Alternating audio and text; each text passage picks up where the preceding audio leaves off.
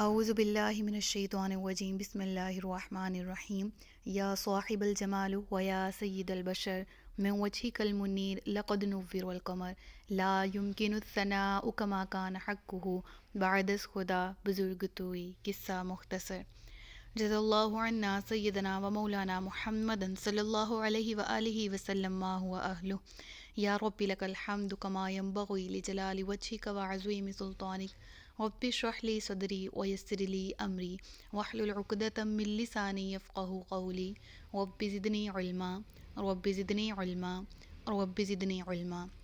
السلام علیکم ورحمۃ اللہ وبرکاتہ۔ میں حافظہ افرا جاوید اسلام آپ سب لوگوں سے مخاطب ہوں اپنے یوٹیوب چینل انفینٹ اسلام میں۔ آپ سب لوگوں کو خوش آمدید کہتی ہوں۔ امید کرتی ہوں آپ سب لوگ خیریت سے ہوں گے، زندگی پرسکون، پر اطمینان اور ایمان بالخیر گزر رہی ہوگی۔ سورۃ البقرہ ترجمہ کنز العرفان، اس کی اردو ترجمہ اور تفسیر ہم پڑھ رہے ہیں، جس کی آیت نمبر 266 تک ہم گزشتہ اسباق میں پڑھ چکے۔ آج کے سبق میں ہم سورۃ البقرہ کی آیت نمبر 267 سے باقاعدہ آغاز کریں گے، جس میں اللہ رب العزت ارشاد فرما رہا ہے: اے ایمان والو، اپنی پاک کمائیوں میں سے اور اس میں سے جو ہم نے تمہارے لیے زمین سے نکالا ہے، اللہ کی راہ میں کچھ خرچ کرو، اور خرچ کرتے ہوئے خاص ناقص مال دینے کا ارادہ نہ کرو، حالانکہ اگر وہی تمہیں دیا جائے تو تم اسے چشم پوشی کیے بغیر قبول نہیں کرو گے، اور جان رکھو کہ اللہ بے پرواہ حمد کے لائق ہے۔ اس آیت کے ابتدائی حصے میں اللہ رب العزت ارشاد فرما رہا: اے ایمان والو۔ یہاں سے کیا معلوم ہوا؟ ایمان والوں سے خطاب ہے، تو مراد یہ کہ جو اجر و ثواب کے مستحق ہیں، مستحقین میں ہیں، وہ اہل ایمان ہی ہیں۔ کافر جتنی مرضی دنیا میں بھلائی کر لیں، اس کا انجام آخرت میں ان کو نہیں ملے گا، کیونکہ ایمان ان کے دل میں موجود نہیں ہے۔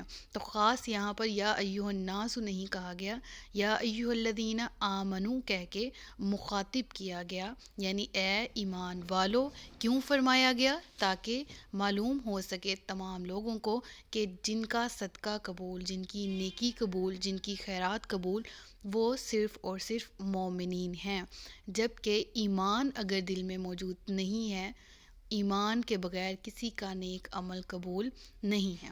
تو آیت کی باقی کے حصے کی طرف چلتے ہیں۔ اپنی پاک کمائیوں میں سے اور اس میں سے جو ہم نے تمہارے لیے زمین سے نکالا، اللہ کی راہ میں کچھ خرچ کرو۔ تو مسلمانوں سے اللہ رب العزت ارشاد فرما رہا ہے کہ اللہ کی راہ میں حلال اور کھری کمائیوں میں سے، یعنی کمانے کا طریقہ بھی جائز اور حلال ہو، اور جو کمایا جا رہا ہے وہ بھی حلال ہو، اس کو اللہ کی راہ میں خرچ کرو۔ زمین کی پیداوار کا بھی یہاں پر خاص طور پر ذکر کیا گیا، اور کہا گیا کہ جو ردی، جو بچا کچا مال ہے اور حرام کا مال ہے، وہ راہ خدا میں خیرات مت کرو، اس کا ارادہ مت کرو۔ اور ایسا کیوں فرمایا گیا؟ ایسا ہوتا ہے، ہم اپنے آپ کو مسلمان کہلانے والے اللہ کی راہ میں، خواہ اگر کوئی زمیندار ہے، اس کی زمین کا بہت سارا جو اللہ نے اناج اس کو عطا کیا، اس اناج میں سے جب حصے بنائے جاتے ہیں تو اس طرح کا مال جو کم ہو درجے کے اعتبار سے، وہ دیا جاتا ہے زکوٰۃ کی مد میں، یا دیا جاتا ہے صدقات کی مد میں۔ تو فرمایا گیا کہ ایسا ارادہ مت کرو کہ جو ردی یا بچا کچا مال ہے اس کو اللہ کی راہ میں خرچ کرو۔ یاد رہے کہ اس طرح کا مال دینے سے اگر ہم زکوٰۃ کے طور پر دیتے ہیں تو زکوٰۃ تو ہو جائے گی، ادا ہو جائے گی، لیکن ثواب ناقص ملے گا۔ تو یاد رہے کہ جب اللہ کی راہ میں خیرات کی جائے، اللہ کی راہ میں مال دیا جائے تو صاف اور پاکیزہ ہو۔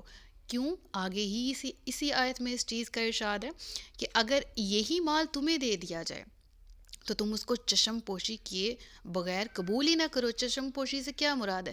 یعنی اگر وہ چیز جو تم کسی اور کو دے رہے ہو وہ تمہیں دی جائے، وہی چیز تمہیں، وہ جو ردی تم نے دوسرے کے لیے پسند کی، وہ ناقص مال جو دوسرے کے لیے تم نے پسند کیا اللہ کی راہ میں دینے کے لیے، اگر وہی چیز تمہیں ہدیہ دے دی جائے، یا تمہارا اپنا حق، جو حق بھی نکلتے ہیں نا، جس طرح کوئی زمین ہے تو مختلف بھائی ہیں، 4-5 بھائی ہیں، تو زمین پہ اناج اگا تو ہر بھائی کے حصے میں اتنا اتنا آیا وغیرہ، تو اگر تمہارا حق ہی کوئی ردی کے ذریعے ادا کرے، تمہارے اپنے والد جو ہیں سب کو اچھا مال دیں اور تمہیں ردی والا مال دے دیں، تو تم کبھی اس کو ہرگز قبول نہیں کرو گے. ایسا ہی ہے. اور اگر تم خود مالک ہو تو تم اپنے لیے کبھی وہ نہیں رکھو گے. تم دوسروں کے لیے وہ کیوں کر رہے ہو جو تم اپنے لیے ناپسند کرتے ہو. ہاں اگر جو بہت ہی بڑے دل والا ہے درگزر سے کام لے، چشم پوشی سے مراد یعنی رعایت سے کام لے اور درگزر سے کام لے، تو قبول کر لے گا وہ کہ ہاں چلو جتنا مل گیا جیسا مل گیا ٹھیک ہے، وہ ایک الگ بات ہے.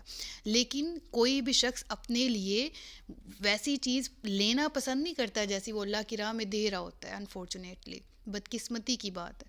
تو اللہ تبارک و تعالیٰ نے اس آیت میں سمجھایا کہ اپنے لیے جو چیز پسند کرتے ہو اپنے مومنین بھائیوں کے لیے بھی وہی پسند کرو، اللہ کی راہ میں بھی وہی دو. یقین رکھو کہ اللہ تبارک و تعالیٰ صدقات کا محتاج تو ہے ہی نہیں. جو ایسی ناکارہ چیزوں کے ساتھ ہم اللہ کی راہ میں صدقات کر رہے ہوتے ہیں تو اللہ تبارک و تعالیٰ تو بالکل بھی ہرگز بھی محتاج نہیں ہیں، بلکہ ہم نیکی کے طلبگار ہیں، نیکی حاصل کرنا چاہتے ہیں. تو نیکی ایسے حاصل نہیں کی جاتی، نیکی شارٹ کٹ سے حاصل نہیں کی جاتی. ہم ہر جگہ شارٹ کٹ کے متلاشی ہوتے ہیں. یہاں سے یہ شارٹ کٹ بجے، تیر سے دو شکار ہو جائے، ریاکاری بھی ہو جائے، دنیا میں واہ واہ بھی ہو جائے اور اللہ کے ہاں ثواب بھی مل جائے. ایسا نہیں ہے. جو خالص اللہ کے لیے کام کیا ہے تو عزتوں سے بھی وہ رب نواز ہی دیتا ہے. تو کام اللہ کے لیے کرنا ہے، عزت بھی اللہ تبارک و تعالیٰ ہی عطا کرے گا. کام عزت حاصل کرنے کے لیے کیا تو پھر عزت بھی نہیں ملتی اور اجر بھی نہیں ملتا. بس اللہ کی بارگاہ میں عزت حاصل کرنے کے لیے ہی وہی نیت ہونی چاہیے، نہ کہ دنیاوی کسی کام یا دنیاوی کسی فائدے یا نفع کی. ہاں تجارت کرنی ہے، کاروبار کرنا ہے، اس کو اسلام کے قوانین کے مطابق کریں اور پھر اس پر اجر اور ثواب کے مستحقین میں اپنا شمار کریں تو اللہ تبارک و تعالیٰ اجر بھی دے گا. تو آیت کے آخر میں ہے کہ اور جان رکھو اللہ بے پرواہ اور حمد کے لائق ہے. تو معلوم ہو اس کی ذات و صفات بالکل ہر طرح سے وہ ذات کامل ہے. تو جس طرح سے وہ ذات کامل ہے اور جس طرح سے وہ ذات بلند ہے، عرفہ و اعلیٰ ہے، تو ہمیں بھی کوشش کرنی چاہیے کہ ہم جو اس کی راہ میں مال دیں اس کو بھی قابل تعریف چیز ہی اس کے دربار میں پیش کی جائے، کیونکہ اس تک تو نہیں پہنچ رہا، اس تک تو نیت پہنچ رہی ہے. مطلب اس بات کا یہ ہوا کہ اللہ تبارک و تعالیٰ غنی ہے، وہ بے پرواہ ہے، وہ بندوں کے اعمال کی تعریف کرنے والا ہے. تو اللہ تبارک و تعالیٰ سے اس کی بارگاہ میں جب کوئی مال پیش کیا جائے تو اس قدر اچھا اور قابل تعریف ہو کہ آپ کی اپنی تعریف کی جائے. سمجھ میں آئی یہ بات؟ یعنی تعریف کرنے والا اللہ تبارک و تعالیٰ آپ کی تعریف فرمائے کہ اس بندے نے ستھری چیز، اچھی چیز میری راہ میں خرچ کی. تو اللہ تبارک و تعالیٰ سے ہمیشہ اجر کا طلبگار رہنا چاہیے کہ اے تبارک و تعالیٰ تو غنی ہے، تو بے پرواہ ہے، لیکن میں جس طرح بھی کر سکا، میں جتنا بھی کر سکا یا کر سکی، میں تیری راہ میں تیرے بندوں کو اس طرح سے اتنا اس موقع پہ دیا جتنا تو نے مجھے رزق دیا تھا اس میں سے میں نے بانٹا، اور اس پر میں تجھ سے اجر مانگتی ہوں، تو مجھے اجر دے. تو اللہ تبارک و تعالیٰ اجر ضرور عطا کرتا ہے. اس کے ساتھ ہی بالکل اگلی آیت دیکھ لیتے ہیں جس میں ان اندیشوں کے بارے میں بات کی جا رہی ہے جو عام طور پر ہمارے دلوں میں پیدا ہوتے ہیں. پہلا یہ آیت نمبر 268 میں پڑھ رہی ہوں. شیطان تمہیں محتاجی کا اندیشہ دلاتا ہے اور بے حیائی کا حکم دیتا ہے، اور اللہ تمہیں اپنی طرف سے بخشش اور فضل کا وعدہ فرماتا ہے، اور اللہ وسعت والا، علم والا ہے. تو یہ بھی ایک فیکٹ ہے. جہاں پر بھی ہم نیکی کا جذبہ دل میں لے کر آئیں، جہاں پر بھی ہم راہ خدا میں خرچ کرنا ہو، وہاں پر شیطان کی طرف سے دل میں یہ ضرور آتا ہے کہ نہیں یہ نہ دو، یہ بہت بہتر ہے، یہ تم اپنے پاس رکھ لو، یہ اس طرح کر لو، یہ کم دے دو، یہ وغیرہ وغیرہ. اس طرح کی باتیں دل میں آتی ہیں محتاجی کی. یاد رہے کہ جب تجارت اللہ سے کی جاتی ہے تو محتاجی کا گمان بھی پیدا نہ کیا جائے.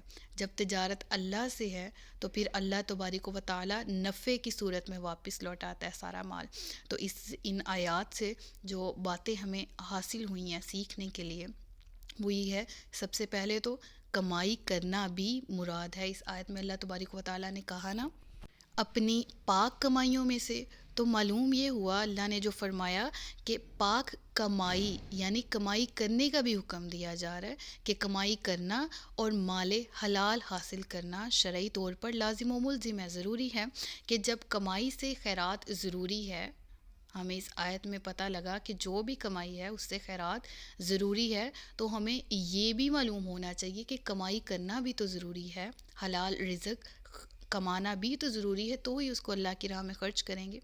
اور پھر ہمیں یہ معلوم ہوا کہ ہر تجارتی مال میں زکوٰۃ فرض ہے، جیسا کہ اس آیت میں لفظ انفقو خرچ کرو، اس سے معلوم ہوا ہمیں کہ ہر تجارتی مال ہے اس پر اس کی مد میں جتنی زکوٰۃ آتی ہو وہ فرض ہے وہ ادا کی جائے۔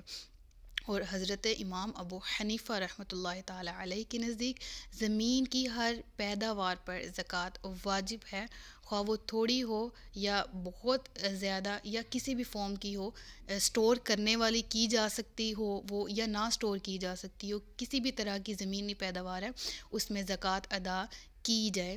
اور اس سے ہمیں یہ بھی معلوم ہوا کہ جو حقدار ہے، جس کا حق نکلتا ہے اس جائیداد میں، اس پیداوار میں، اس کسی بھی چیز میں، تو حق والا اپنے حق میں رعایت بھی کر سکتا ہے کہ وہ معیوب چیزیں لے لے، قبول کر لے، اور پورے کا مطالبہ بھی کر سکتا ہے کیونکہ اس کا اپنا حق ہے، وہ چاہے تو وہ صحیح کا پورے کا مطالبہ کرے، وہ چاہے تو جتنا اسے ملا ہے اس کو ایکسیپٹ کر لے، یہ اسی پر ہے۔ اور پھر ہمیں اس آیت سے یہ بھی سیکھنے کو ملا کہ حرام پیشہ اختیار کرنا حرام ہے۔ اگر پیشہ ہی حرام ہے، شراب کا کاروبار چل رہا ہے، سود کی تجارت چل رہی ہے، جوئے کا سلسلہ چل رہا ہے، ٹھیک ہے، اور اس میں سے بعد میں جو کمائی کی اور اس میں سے زکوٰۃ نکال دی، صدقات دے دیے، تو یہ بالکل بھی قابل قبول نہیں ہے۔ آیت میں حلال مال کا ذکر ہے، پاکیزہ کمائیوں کا ذکر ہے، ٹھیک ہے، تو خیرات بھی حلال مال میں سے کی جائے، اور ظاہر ہے کہ اگر پیشہ حرام ہوگا تو مال بھی اس سے جو کمایا جائے گا وہ حرام ہی ہوگا۔ تو ان آیات میں ان چیزوں کا ذکر ہے، راہ خدا میں خرچ کیا جائے، اور گزشتہ ہم تقریباً 6-7 آیات میں پچھلے اسباق میں یہی پڑھتے آ رہے ہیں کہ اللہ تبارک و تعالیٰ اپنی راہ میں خرچ کرنے والوں کو بہت زیادہ عطا کرتا ہے، ان سے خوش ہوتا ہے، اپنی رضا ان کو دیتا ہے، اور ہمیشہ کے لیے ان کو انعام یعنی جنت سے نواز دیتا ہے۔ بس شرط یہ ہے کہ مال پاک ہو، پاک طریقے سے کمایا گیا ہو، اور نیت خالص ہو۔